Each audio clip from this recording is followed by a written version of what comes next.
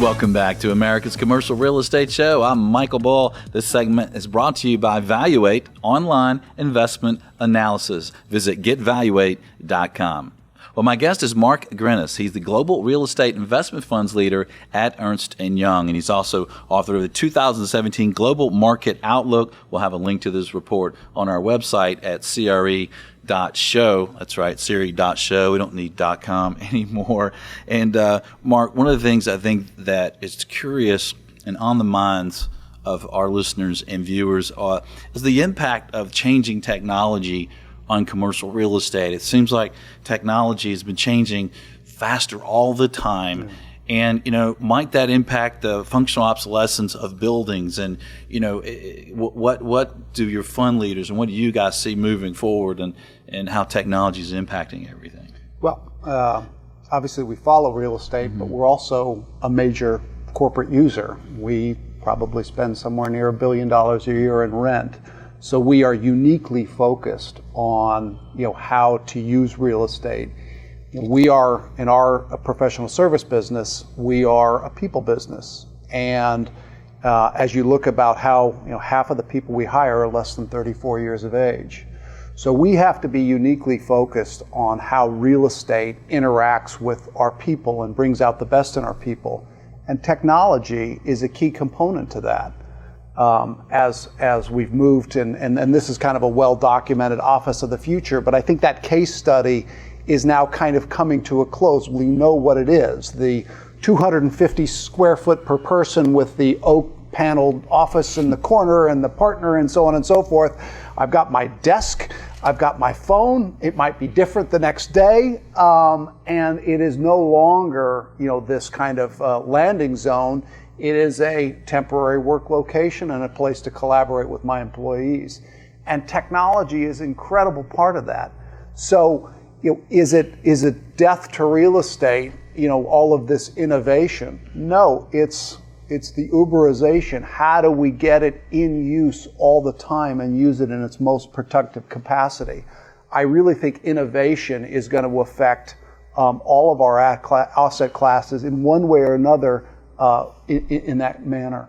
Right. So, Mike, our clients, your clients that own office buildings, what should they think about moving forward to make their buildings more wellness oriented, more sustainability oriented? It seems like a lot of the buildings I go into, they have old lighting and they're not using a lot of sustainability practices. And when I ask, they have their excuses, but they don't seem to have much merit to me.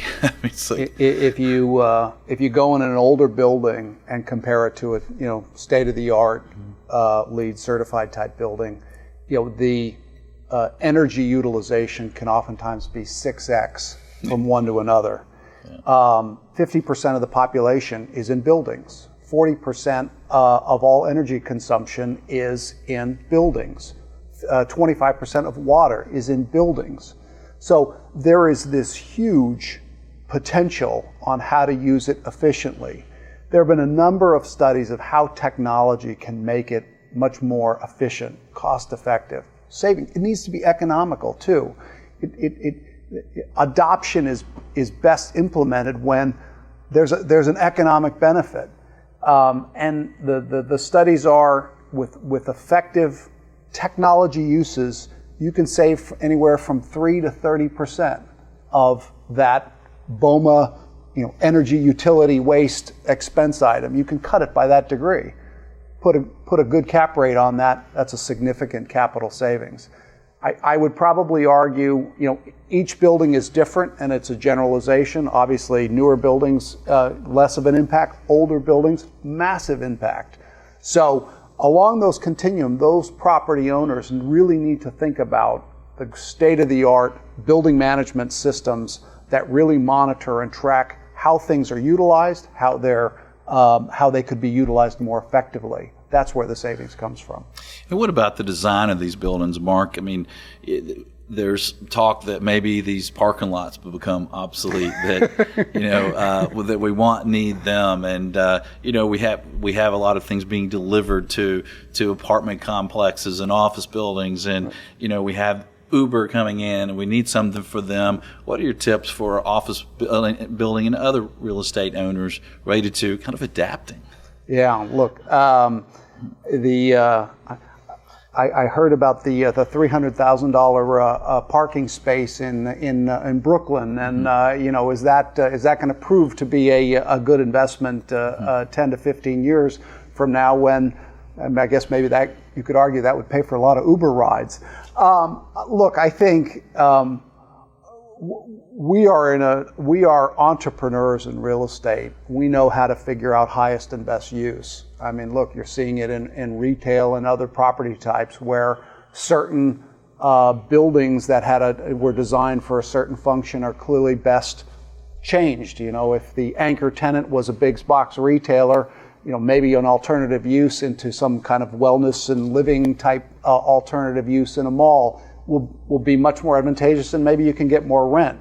A lot of that, whether the building owners, the parking space, I'm convinced that wherever people are and reside and want to live, they will figure out a highest and best use, but it may be something different. Yeah, and I'm glad you brought up retail, because I think a lot of people are also curious about that, and you guys are studying the market. You guys are talking to a lot of these large funds that own and are investing in these properties. What's the overall feel about retail real estate today?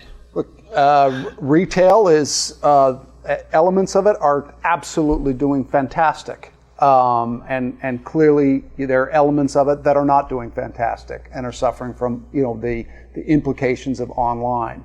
So it's a wide continuum of what it is. I think some of these are going to be, the high end are going to be reinvested in and are going to, continue to just be these shining stars for people of where they want to live and congregate and socialize and have good experiences, shopping and eating and entertainment. The ones down here may have to be something different. They may have to change its ultimate use, and it may not be a big box, distribution type retailer. It may be something different. It may be a theater. It may be a bowling. Who knows what it's going to be? It obviously depends market by market, but some of those are going to need to change and are changing. Yeah, well, that's a good point. It comes back to the old adage, right? Location. Yep. Location. And we're going to take a short break. When we get back, I'm going to ask Mark about some tips and strategies for investors and owners from this report. So stay with us. I'm Michael Bull. This is America's Commercial Real Estate Show.